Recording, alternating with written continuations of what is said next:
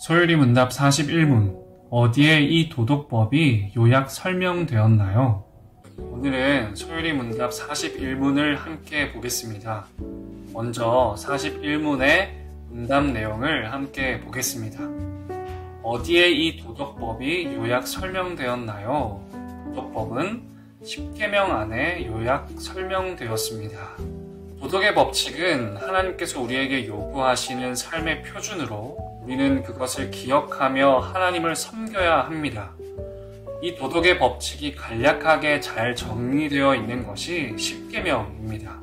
하나님께서 시내산에서 이스라엘과 언약을 맺어 하나님의 백성으로 삼으시고 이스라엘이 지켜야 할 도덕의 법칙을 주십니다. 이것이 10계명입니다.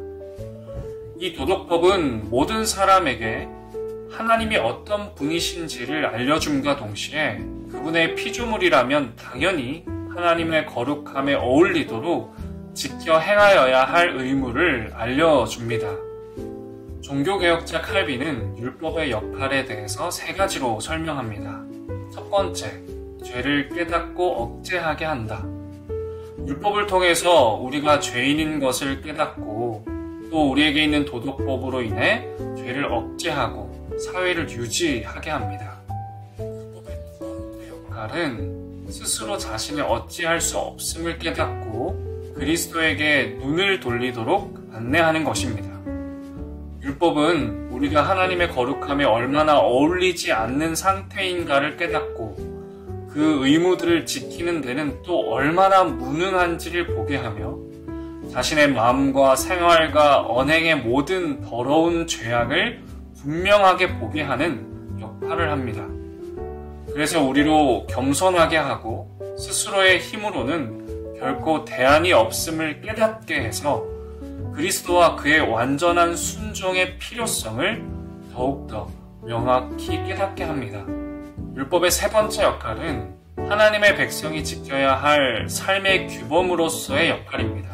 우리는 율법을 통해서 하나님께서 원하시는 삶의 모습을 확인하고 하나님을 섬겨가게 됩니다. 대열이 문답 97문답은 도덕법이 특별히 그리스도와 연합된 성도들에게 다음과 같은 역할을 한다고 설명합니다. To show, 보여준다. 그리스도와 얼마나 밀접한 관계가 있는지. To provoke, 자극한다, 일으킨다. 우리가 얼마나 감사해야 하는지를. To express, 제시한다. 내가 생활 규범으로 따라야 할 바를. 사랑하는 여러분, 계명을 지킨다는 것은 무엇일까요? 42문을 보면 10계명의 요점에 대해 설명하는데 하나님의 사랑, 이웃 사랑입니다. 하기 싫어서 억지로 하거나 짐이 되거나 응당 치러야 할 대가와 같은 그런 의미에서 지킨다는 수준과는 차원이 다른 것입니다. 사랑해서 지키는 것이죠.